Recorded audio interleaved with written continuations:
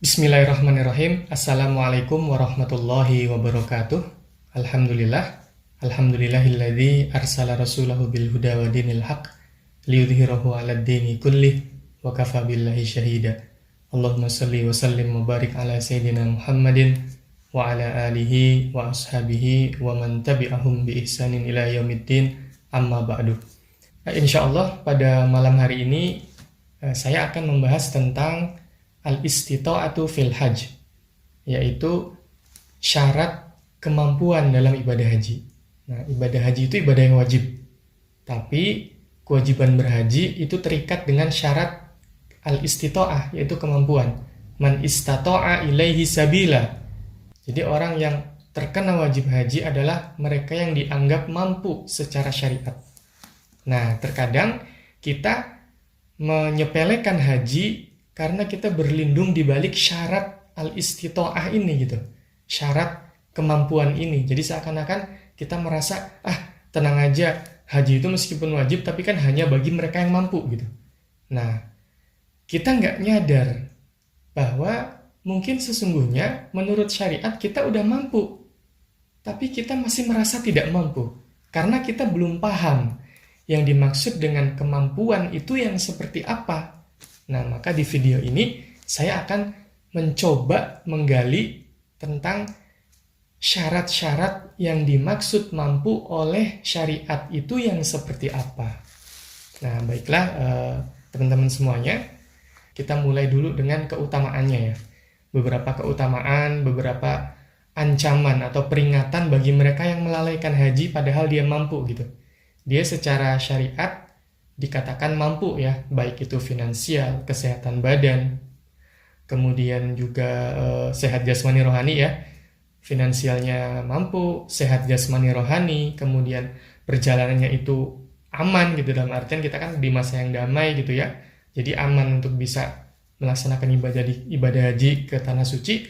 Nah, kalau semua itu ada dalam diri kita, maka kita terkena wajib haji. Dan seandainya kita sudah terkena wajib haji, tapi tidak juga melaksanakan haji, kalau dalam kondisi saat ini ya, minimal kita harus daftar dulu ya. Kita udah mampu secara finansial, secara kesehatan, keadaan aman, tapi belum daftar haji. Nah, ini maka ada ancaman-ancaman yang al-wa'id, asyadid gitu ya. Kalau di hadisnya itu kan ada tuh, barang siapa yang dia memiliki bekal untuk bisa sampai ke Mekah atau ke Madinah, maksudnya untuk beribadah haji, kemudian dia meninggal sebelum sempat melaksanakan ibadah haji, maka dalam riwayat itu disebutkan insya'a ayyamuta yahudiyan wa insya'a nasraniyan gitu. Bahkan dikatakan ya seakan-akan itu satu peringatan yang ancaman yang sangat keras gitu ya. Kalau kita baca di syarahnya kitab Tuhfatul Ahwadi itu, syarahnya Imam At-Tirmidzi, itu disebutkan ini merupakan bentuk ancaman gitu. Karena seakan-akan dia kayak nggak dianggap sebagai muslim gitu. Seakan-akan seperti itu gitu. Insya'a ayyamuta yahudiyan au nasraniyan gitu. Karena orang Yahudi dan Nasrani kan tidak berhaji ya. Nah, jadi seakan-akan tuh, kalau kamu mampu terus nggak berhaji, apa bedanya kamu dengan orang-orang non-muslim gitu? Nah, apa bedanya kamu dengan orang-orang non-muslim? Nah, di riwayat lain dikatakan mata asian gitu. Maka dia meninggal dalam keadaan bermaksiat kepada Allah Subhanahu wa taala. Nah, maka ini sungguh ancaman atau peringatan yang sangat keras gitu bagi mereka yang dikategorikan mampu oleh syariat tapi dia tidak juga berhaji. Kemudian juga diantaranya sampai-sampai Sayyidina Umar gitu ya. Sayyidina Umar kalau kita baca-baca dari athar atau perkataan-perkataan para sahabat gitu ya. Para sahabat itu bahkan memandang orang yang mampu dan dia tidak mau berhaji itu sampai-sampai itu ya kalau orang zaman sekarang tuh nggak banget gitu. Jadi seakan-akan ya itu tadi kayak nggak dianggap sebagai muslim gitu. Dia mampu berhaji, tapi nggak juga berhaji, nggak juga mau daftar haji. Nah, maka itu dianggapnya kayak bukan orang Islam gitu. Ini bukan kemudian dia dikatakan kafir, Kalau dia posisinya meyakini bahwa itu wajib, tapi karena dia melalaikan gitu, maka itu dianggap bermaksiat, tidak kufur ya. Tapi kalau dia tidak meyakini kewajibannya, artinya haji kan nggak wajib gitu. Haji itu nggak wajib, buat apa haji? Dia berarti melawan syariat. Nah, maka ini bisa dikatakan kufur gitu. Tapi kalau sekedar mungkin karena ditunda-tunda gitu ya, ditunda-tunda, tapi dia yakin bahwa itu tuh wajib, nah berarti itu sekedar bermaksiat gitu. Tapi ini maksiat yang sangat berat ya, menunda-nunda ibadah haji. Nah, itu sampai-sampai Sayyidina Umar mengatakan, seandainya ada seorang muslim yang dia mampu untuk berhaji tapi tidak juga berhaji, seakan-akan Sayyidina Umar tuh mengatakan, saya tuh pengen banget ngambil upeti gitu. Di sini disebutkan istilahnya dorbatul jizyah gitu ya. Jadi mengatakan jizyah gitu ya. Mengambil jizyah. Nah, jizyah itu istilah upeti untuk orang yang non-muslim gitu. Kalau misalkan dulu di pemerintahan khilafah ya, kalau ada orang Yahudi, Nasrani, dia hidup di bawah perlindungan kaum muslimin, maka dia bayar jizyah.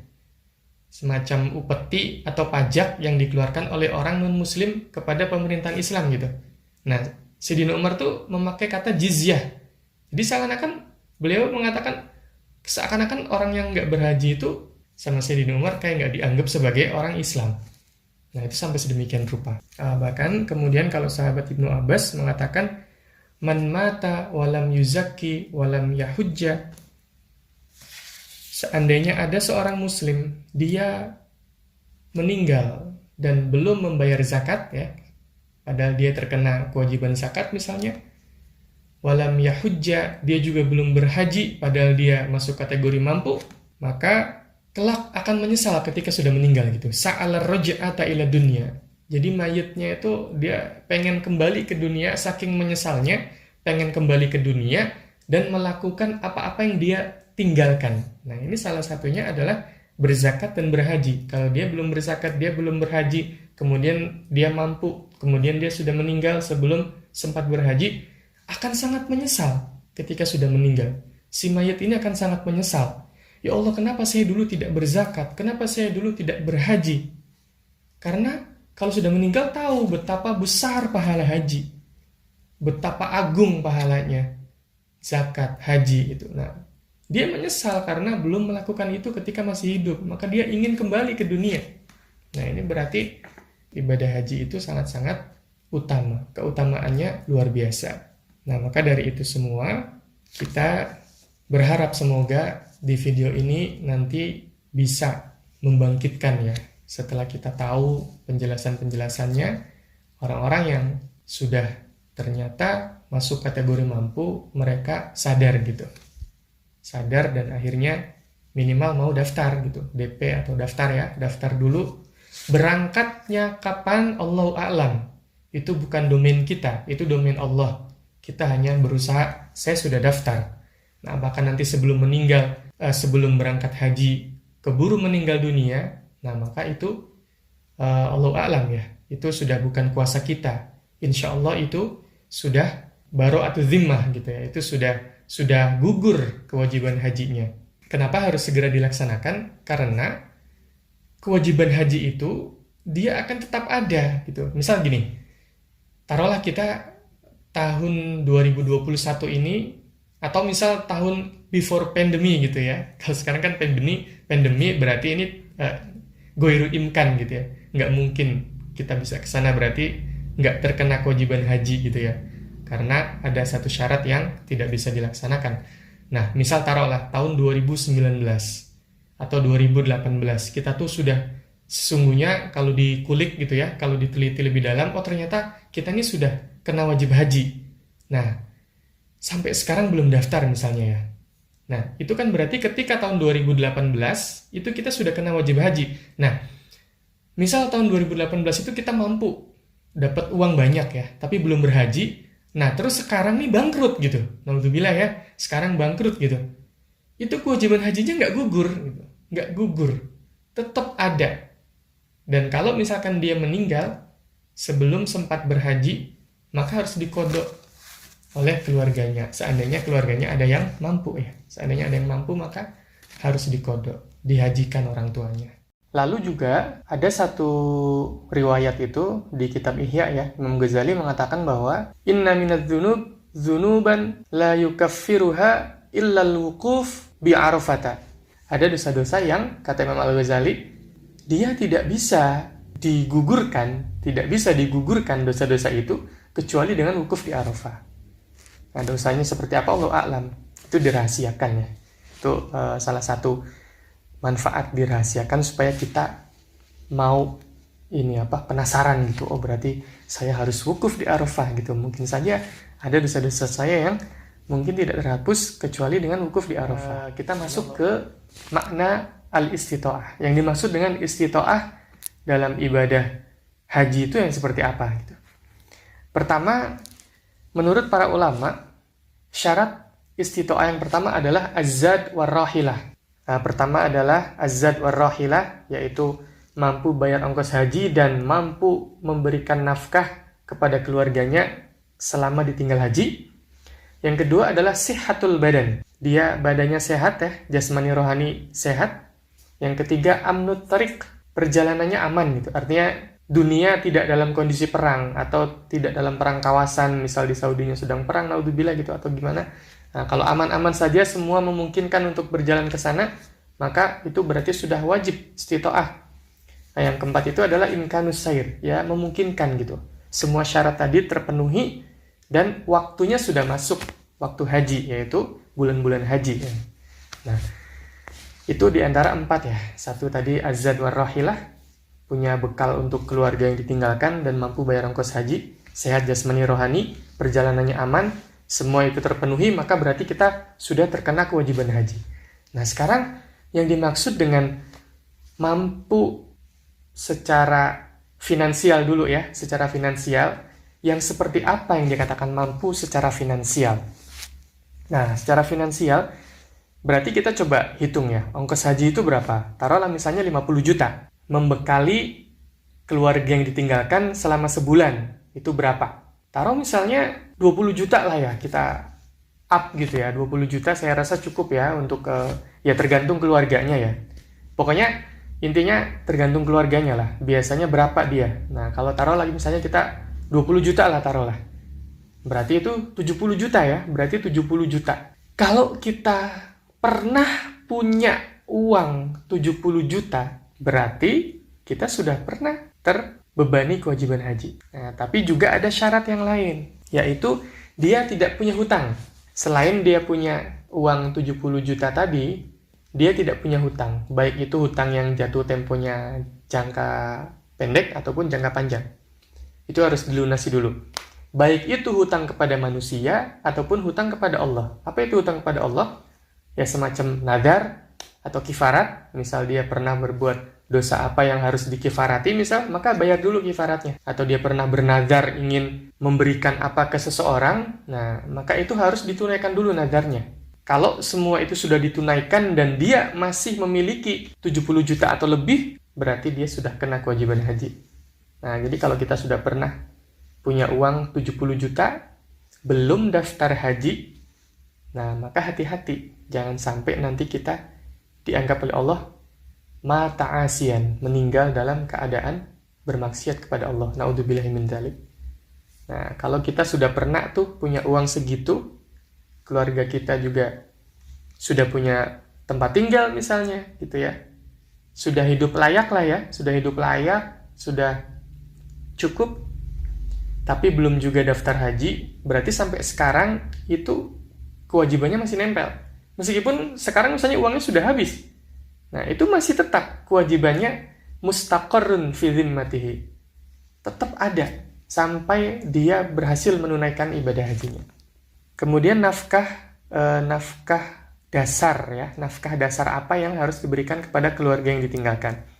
Tentu saja pertama yaitu tadi bekal untuk hidup, makan, uang sekolah, kesehatan dan lain-lain, anak-anak, istri semua ya, itu dipenuhi. Termasuk juga tempat tinggal. Kalau dia belum punya tempat tinggal gitu, sebaiknya dikasih tempat tinggal dulu keluarganya. Nah, kalau tempat tinggal sudah ada, semua sudah bagus ya, sudah baik. Nah, berarti dia sudah wajib haji. Kemudian di sini juga dijelaskan beberapa penjelasan yang lebih detail dan rinci tentang aspek finansial ya. Al-istita'ah, kemampuan tentang finansial. Contoh begini. Ada seseorang, mungkin dia uang cash tidak punya ya, sejumlah 70-80 juta mungkin dia tidak punya uang cash. Tapi dia punya aset. Nah, punya aset. Taruhlah, punya tanah, punya bangunan gitu. Properti ya, properti yang mana jika itu dijual, itu cukup untuk biaya haji dan nafkah keluarganya, maka itu harus dijual untuk ongkos haji. Itu harus dijual untuk ongkos haji. Menurut Malikiyah, Wasyafi'iyah, wal Hanabilah. Menurut Imam Malik, menurut Imam Syafi'i, menurut Imam Hambali, Imam Ahmad bin Hambal ya, Imam Ahmad bin Hambal, itu wajib dijual. Kemudian dibelikan ongkos haji untuk melaksanakan ibadah haji. Wala yajib ingdal Hanafiyah. Adapun menurut madhab Hanafi, nggak wajib. Tapi menurut madhab Syafi'i, Hambali, Maliki, itu wajib dijual asetnya untuk pergi haji. Kemudian misalnya dia tidak memiliki aset selain rumah yang ditinggali, tapi rumah yang ditinggali ini melebihi standar gitu. Taruhlah misalnya anaknya cuma 2, istri 1, anak 2. Rumahnya besar banget gitu, sampai kamarnya ada 10 misalnya. Yang itu nilainya kalau dijual taruhlah bisa 2-3 miliar gitu misalnya, atau 5 miliar gitu ya. Nah, dia uang kas mungkin nggak punya senilai 70 juta lah, taruh mungkin hanya beberapa puluh juta di rekeningnya. Tapi dia punya rumah yang sedemikian berharga. Nah, maka menurut Imam Malik, Imam Syafi'i, Imam Ahmad bin Hambal, 3 madhab ini, itu juga harus dijual. Dijual, kemudian dibelikan rumah yang lebih sederhana, yang cukup untuk dia tinggal, layak untuk dia tinggal, lalu sisa dari penjualan itu kalau cukup untuk ibadah haji, maka harus dibelanjakan untuk ibadah haji. Nah, itu rumah. Bahkan sampai gitu ya, orang yang memiliki stok barang. Nah, ini para pengusaha nih, pedagang ya, entrepreneur misalnya, bakulers ya. Nah, kalau dia punya stok barang yang nilainya melebihi ongkos haji, maka menurut madhab Hanafi dan Hambali, seandainya dia punya dagangan yang mana melebihi modal. Taruhlah modalnya 50 juta. Modal 50 juta, nah sekarang stok barangnya senilai 150 juta. Taruhlah, modal 50 juta, stok barangnya 150 juta. Maka ada kelebihan 100 juta di situ. 100 juta ini berarti sudah cukup untuk ongkos haji dan menafkahi keluarganya. Nah, maka itu stok barangnya harus dijual. Harus dijual untuk pergi haji. Nah, sampai seperti itu. Nah, kalau menurut Syafi'i, meskipun misalnya nilai barangnya itu 100 juta, taruhlah ya, terus modalnya 50 juta, berarti kan profitnya baru 50 juta. Kalau menurut madhab Maliki dan Hambali tadi, berarti dia belum wajib haji, karena yang lebih dari modal itu baru 50 juta, belum cukup ya. Tapi kalau buat Syafi'i, itu tetap wajib. Modal plus profit. Kalau modal plus profitnya sudah mencapai kemampuan haji lebih dari 80 juta, taruhlah misalnya ya, lebih dari untuk membayar ongkos haji, maka itu harus dijual gitu. Juga termasuk madhab Maliki demikian. Maliki dan Syafi'i sama ya pendapatnya. Baik modal maupun profit, kalau dagangannya itu sudah cukup untuk biaya haji, maka itu harus diuangkan. Diuangkan lalu dipakai untuk daftar haji. Nah, itu terkait dengan stok barang. Jadi semua aset ya, baik stok barang, baik rumah, properti ya, baik tanah, kalau itu jika dijual cukup untuk biaya haji, maka itu wajib dijual. Berarti dia sudah kena kewajiban haji. Dan kalau itu tidak segera ditunaikan, maka dia tetap gitu. Kewajibannya tetap ada, fi dhimmatihi. Jadi meskipun tadi yang seperti sudah saya jelaskan ya, tahun 2018 mampu punya uang untuk berhaji, tapi tahun 2021 bangkrut gitu. Nah, itu tetap kewajiban hajinya nggak gugur. Makanya selagi mampu, cepet daftarin. Nah, kalau sudah daftar, itu kewajiban hajinya sudah gugur. Artinya sudah daftar, terus misalnya sambil menunggu dia meninggal. Nah, insya Allah itu sudah gugur ya. Karena itu sudah di luar kuasa kita ya. Kalau dia tetap tidak mau mendaftar juga, ya itu berarti dia dosa. Kalau dia meninggal, maka kata para ulama, mata asyan. Dia meninggal dalam keadaan bermaksiat kepada Allah Subhanahu wa Ta'ala. Selanjutnya adalah tentang perihal pilihan antara berhaji dan menikah. Nah, ini buat para jomblowers ya, singlelillah gitu, yang masih single, sementara dia mampu berhaji, sudah tersentuh batas kemampuan haji, tapi juga ingin menikah, sementara uangnya pas-pasan gitu. Kalau dia menikah, berarti uangnya nggak cukup buat haji. Kalau dia haji, berarti nggak bisa menikah, uangnya nggak cukup. Nah, ini gimana nih? Mana yang dipilih ya?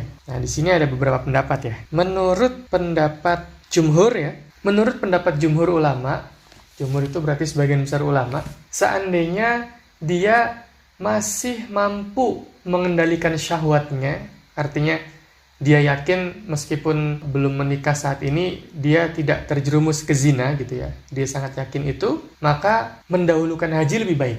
Tapi kalau seandainya dia tidak mampu mengendalikan hawa nafsunya atau takut terjadi zina, maka menikah lebih baik. Artinya uangnya buat nikah dulu, nggak apa-apa gitu. Tapi kewajiban hajinya tetap sudah tersentuh gitu ya. Suatu saat nanti kalau dia dapat rezeki lagi, harus segera haji. Nah, karena haji itu alat tarohi gitu. Menurut beberapa ulama, boleh alat tarohi. Jadi bisa ditunda untuk hal-hal yang memang itu penting juga gitu ya. Uzur sangat-sangat penting juga, kayak menikah gitu. Kalau dia takut terkena zina, takut terjerumus kepada zina, maka boleh didahulukan menikah daripada haji. Nah, tapi kalau misalkan menurut dia masih bisa menahan hawa nafsunya dan seandainya mendahulukan haji itu lebih baik, artinya dia mampu menahan tidak terjerumus ke zina, maka haji dulu itu lebih baik. Nah, jadi tergantung kondisi si orang tersebut. Nah, itu tadi yang terkait dengan al-istita'ah, kemampuan yang terkait dengan finansial. Baik, selanjutnya adalah syarat kemampuan dari sisi kesehatannya. Terkait dengan kemampuan dari sisi kesehatan badan, maka ada dua pendapat. Pendapat yang pertama mengatakan bahwa sehat jasmani itu bukan syarat wajib yang mutlak. Artinya, kalau dia sakit tapi memiliki kemampuan finansial, keadaan damai, dan memungkinkan pelaksanaan ibadah haji. Nah, kalau dia sakitnya sakit menahun yang nggak bisa safar lah, nggak bisa naik kendaraan, nggak bisa apa, pokoknya benar-benar dia nggak bisa untuk pergi haji. Tapi dia memiliki kemampuan finansial. Nah, pendapat pertama mengatakan bahwa dalam kondisi seperti itu, dia tetap kena kewajiban haji. Dengan cara apa? Dengan cara mewakilkannya kepada orang lain. Bisa membayar, bisa tabarruk. Tabarruk itu ya gratis gitu. Misalkan ada anaknya atau siapa yang sudah berhaji, dia ingin menghajikan orang tuanya karena orang tuanya sakit. Nah, itu bisa. Berarti kewajiban si bapak gugur. Atau membayar orang gitu. Boleh membayar orang untuk melaksanakan haji dia. Nah, itu pendapat yang pertama ya. Kalau pendapat yang kedua, kesehatan badan itu syarat mutlak. Artinya, kalau dia sakit menahun, kondisi tidak memungkinkan haji, maka dia nggak kena wajib haji. Ini menurut sebagian ulama madhab Hanafi dan juga ulama madhab Maliki. Kalau yang pertama tadi, Syafi'i, kemudian Hambali, dan beberapa ulama madhab Hanafi. Nah, itu terutama itu terkait dengan kesehatan badan. Saya rasa itu yang perlu kita ketahui. Jadi selanjutnya masih ada sebenarnya keamanan perjalanan ya. Kalau ini ya umum lah. Menurut saya saat ini kondisi damai gitu. Kondisi damai memungkinkan sekali untuk perjalanan haji, maka berarti syarat itu sudah tercapai. Juga imkanus sair gitu ya. Waktu sudah masuk waktu lah, yang jelas sudah waktunya haji ya, berarti harus berangkat haji kalau dia mampu gitu. Nah, maka dengan video ini saya berharap teman-teman yang sudah mencapai kewajiban haji, yang tadinya belum tahu apa batasan kemampuan haji, mudah-mudahan setelah melihat video ini, menyaksikan video ini, mudah-mudahan ada gambaran yang lebih jelas gitu. Itu saja dari saya, mudah-mudahan bermanfaat. Wassalamualaikum warahmatullahi wabarakatuh.